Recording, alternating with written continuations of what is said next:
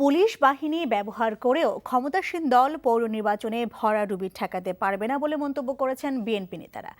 আলাদা দুটি অনুষ্ঠানে দলের স্থায়ী কমিটির সদস্য আসম হান্নান শাহ ও ভাইস চেয়ারম্যান হাফিজউদ্দিন আহমেদ বলেছেন, নির্বাচন সুষ্ঠু হলে জনগণ ভোট দেবে ধানের শীষেই। বিএনপির জয় ছিনিয়ে নেওয়া হলে সরকার ও নির্বাচন কমিশনের বিরুদ্ধে বিএনপি আন্দোলনে নামবে বলেও হুঁশিয়ার করে দেন তারা। ইমরুল আহসানের রিপোর্ট।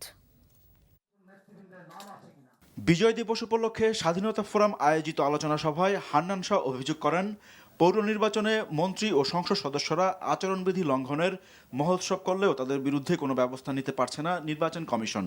জনমত বিএনপির পক্ষে এমন দাবি করে তিনি বলেন, নিরপেক্ষতার প্রমাণে নির্বাচন কমিশনের শেষ সুযোগ পৌর নির্বাচন।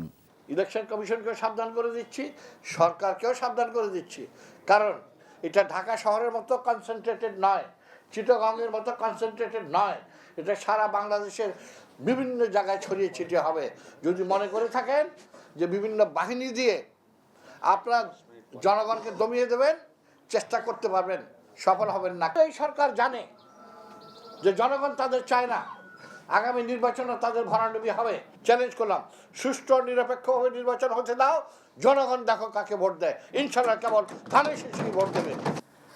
পৌর নির্বাচন নিয়ে অল কমিউনিটি ফোরাম আয়োজিত অনুষ্ঠানে সারা দেশে গণগ্রেফতারের সমালোচনা করে হাফিজউদ্দিন আহমেদ অভিযোগ করেন, আইন শৃঙ্খলা রক্ষাকারী বাহিনী ক্ষমতাসীন দলের ক্যাডারের ভূমিকা পালন করছে।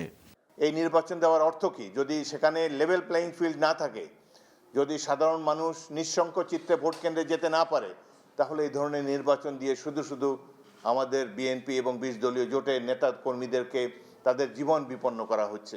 সরকারি দলের প্রার্থীরা যাতে বল প্রয়োগ করে নির্বাচিত হতে না পারেন, সেক্ষেত্রে নির্বাচন কমিশন বলিষ্ঠ ভূমিকা রাখবে, এটি আমরা আশা করি। যদি তা না হয়, এই নির্বাচনের পর বিএনপি আবার আন্দোলনে যাবে। দেশনেত্রী বেগম খালেদা জিয়ার ডাকে আমরা এই সরকারের বিরুদ্ধে গণ আন্দোলনে নামব এবং প্রথমে সরকারের বিরুদ্ধে আন্দোলন করার আগে নির্বাচন কমিশনের বিরুদ্ধে আমরা সর্বশক্তি নিয়ে বিএনপি মাঠে নামব। নির্বাচনে কারচুপি হলে গণতন্ত্র একেবারেই বিদায় নেবে বলে মন্তব্য করেন হাফিজউদ্দিন আহমেদ। Imrul Hasan, NTV news, Dhaka.